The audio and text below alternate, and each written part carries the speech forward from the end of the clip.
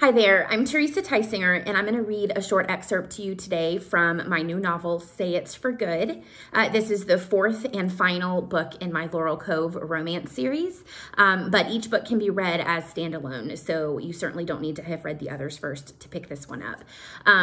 In this story, Leah and Jasper are our two main characters who dated in high school, but broke up under some less than ideal circumstances, leaving sort of both of their hearts broken. It's been one of Leah's biggest regrets, having broken up with him. But now we are 10 years later, and Leah has returned back to Laurel Cove to help care for her father, who is sick.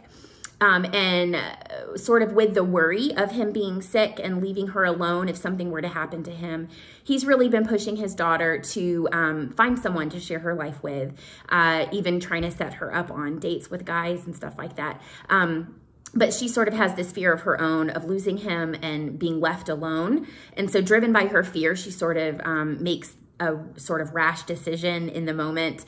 In this scene, just before I start reading, Jasper has come over to her father's house after he has hired Jasper to help fix up the house. And Leah doesn't know that, so she's surprised to see him there. When I start reading, you'll hear me mention the name Zeke. Zeke is Leah's father, and we are in Jasper's point of view, so you'll hear him called by name. So in this book, or in this scene, Jasper has just showed up at the house, and Leah is surprised to see him. "Isn't it nice that he's come over?" Zeke said, looking to his daughter expectantly. Leah shifted her feet and looked away. "Of course it is." "Then why are you acting like you're put out?" Zeke huffed. Jasper suddenly felt like maybe this father-daughter conversation needed to be had in private. He was about to excuse himself, maybe say he'd left something in the truck, when Leah's eyes locked onto his. His entire demeanor had shifted. She searched him as if considering something. He was sure of it when she started nibbling on her thumbnail. She suddenly dropped her hand and made a beeline across the room toward him. He took a step back, unsure if he should be ready to defend himself. But her eyes were strikingly vulnerable and pleaded with him, begged. Nothing, however, could have prepared him for Leah threading her arm through his as she turned to face her father. The tingles that shot up from Jasper's fingertips to the top of his head were not nearly as surprising. "I'm not put out, Dad," she spoke with a curious confidence. "I just wasn't prepared for you to find out about me and Jasper this way." "Wait, what?"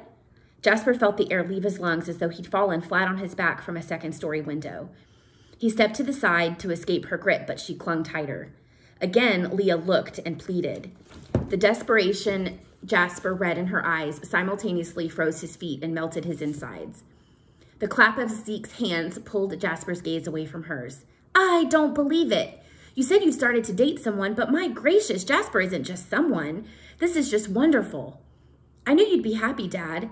Leah patted Jasper's arm gently, then released her hold. "We just needed some time." The dizzying amazement suddenly stilled. Jasper's eyes locked again with hers, and the 10 years that had passed between them faded. For at least this moment, gone was the woman who'd shattered his heart into a million pieces. Standing next to him was the only woman he'd once loved. And like it or not, he'd do anything for her. Even go along with some crazy lie he couldn't begin to make sense of. Jasper couldn't find any words to say, so he simply reached down and took Leah's hand in his. Deep gratitude replaced the begging as her eyes filled with tears. He had no idea where this charade would take him, probably down the road of regret. But he had prayed a way to help.